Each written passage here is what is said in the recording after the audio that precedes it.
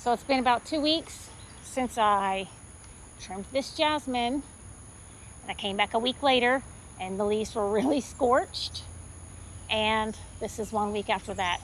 You can't even tell it had scorched leaves. That's a star jasmine for you.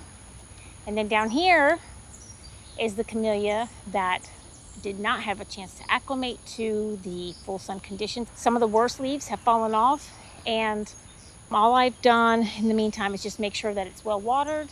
So it's already on the downhill side of the recovery. Now the leaves that are showing scorch like this one, it's not ever going to turn back. If it still looks this decent next week and I don't see any new scorch coming and the leaves are just this perky still, then I'll probably do a little selective pruning and go from there, maybe do a light feeding. It's recovering exactly as expected considering the conditions. So this is a camellia bush that's getting a little too overtaken by this privet. If I take this privet back to where I want it, this camellia bush is going to be exposed to too much sun in a too short period of time that it's going to scorch the leaves. So the only way that I can prevent this scorching from happening is to do the trimming slowly so the plant has time to acclimate itself to the new conditions. And what that means is when a plant is introduced to more or less sunlight, it has different properties that it will produce in order to process that sunlight safely. So only plants that can naturally handle full sun or sun conditions can be acclimated to those conditions. So you can't take a fern, for example, and acclimate it to be a full sun plant. That's not what the process is for.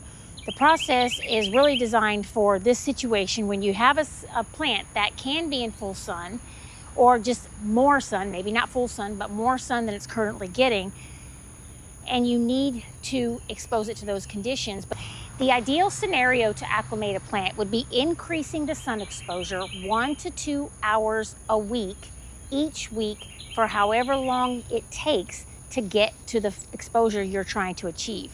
But I don't have the option of moving this plant around to where I can see a definitive line of shade to make that happen. So if you do have a plant that's in a pot, say you have some succulents that never get any sun and you want to put them in a place that they're going to start getting 5 hours of sun.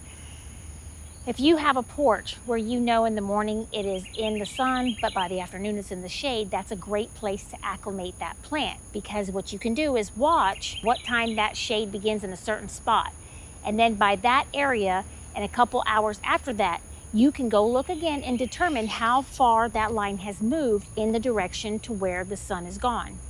And every week you would move your plant a little more out from the shade, so it's getting maybe another hour of sun at a time.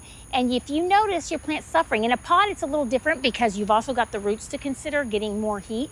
So you may not want to go that aggressively. So depending on which plant you're trying to acclimate, the conditions of the plant, and the time of year that you were trying to get the plant acclimated to more sun would all change your approach and how aggressive you could do that.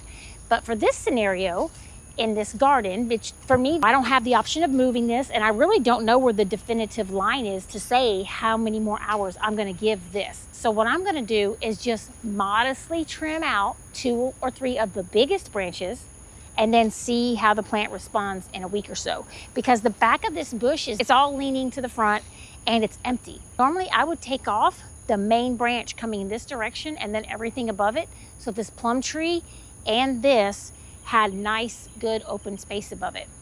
But I would scorch this. If you want to prevent that scorching from happening, this is the steps that need to be taken. So what I'm going to start by doing is clearing out some of the biggest, thickest ones. And then every week I just check on it, do a little more. And if I notice any scorching, even if I see one leaf scorched next week, I'm not going to take more out.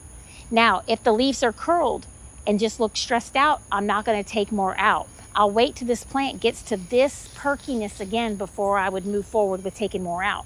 So if I come back and this plant looks just as perky as it is now, then I take a little bit more out. So I basically let the plant tell me what it's tolerating. And the other factor when you are acclimating a plant that you can't move, you have to consider how much more sun's going to be hitting the ground than before, so you can adjust the watering conditions or mulch to make sure that you're keeping the ground, the soil temperature the same, because sometimes the change in soil temperature can affect a plant just as much as a change in sun exposure. You need to consider how much that ground temperature might be changing from the actions you're taking. So there's one more that I want to take off here. Okay, that's probably good for today. Now, only 2 of those branches opened up space over the Camellia. Now, I know it looks like it's got a big hole in the top, and technically it does, but that's about the level that I want the top of the canopy to be once I'm done. So I just created that. If I took all those tall ones out now, it might let too much sunlight in too quickly. So I'm minimizing that by just taking out a few. Now there's a few stragglers down here coming from the inside that I'm gonna clean out too. So that's probably, need to stay away from that side. And I just put down a nice layer of mulch, and I'm gonna soak this area in really good so I know the soil temperature isn't going to be negatively impacted from other work that I did, along with the little bit I took out from there.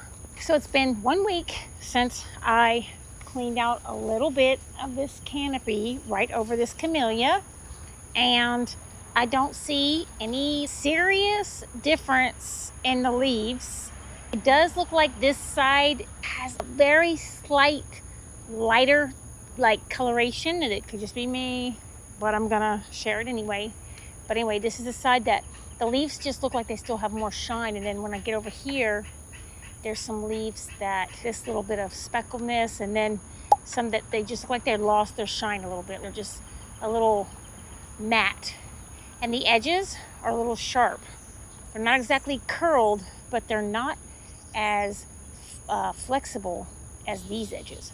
So this side definitely felt the impact a little bit, but it's nothing really drastic. Now, since this is setting buds, I'm hesitant to take off more of this privet. So instead of maybe clearing out like directly over in this area, I'm thinking about going a layer up, because the goal is to bring the canopy back some. So anywhere I can make progress, I think my little hole on top just got a little bit bigger, but it's a step in the right direction. I think there's like 2 over here I can trim from the top. So again, I'm trying to leave the branches closest to that Camellia untouched. And then I just need to clear out these so I can get under here. So it's like a little jungle. All right, that's half the canopy right there. I can tell already I've let more light in because I can see sunlight hitting the branches right here. So even though I just cleared out some of the very, very, very top part of that canopy, there's now sunlight. It's dappled sunlight. It's not like a big harsh batch of sunlight, but it's dappled sunlight now touching these leaves that wasn't there before. It was in full shade before I took that big canopy part out from the top. So I'm gonna see if maybe I can just get another section off of that back part over there, and that'll be good for this week. Let me see how this looks. There's still a few more stragglies up there. There's a few little pieces up there, but I'll get those next week. But it's still an improvement. Overall, the canopy's brought down several feet, and I do feel like this is some good progress for today's visit.